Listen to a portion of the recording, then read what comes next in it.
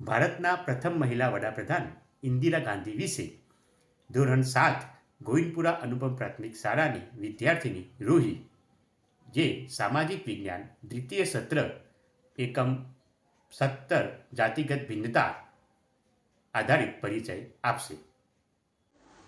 નમસ્તે, હું છું ઇન્દિરા ગાંધી, ભારતની પ્રથમ મહિલા વડાપ્રધાન.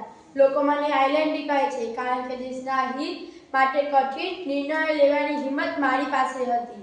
1971ના યુદ્ધ દરમિયાન મેં દેશનું નેતૃત્વ મજબૂતીથી કર્યું અને ભારતને મોટી જીત અપાવી. મારો વિશ્વાસ હતો કે રાષ્ટ્રની સેવા કરતાં કોઈ મોટું ધર્મ જ નથી.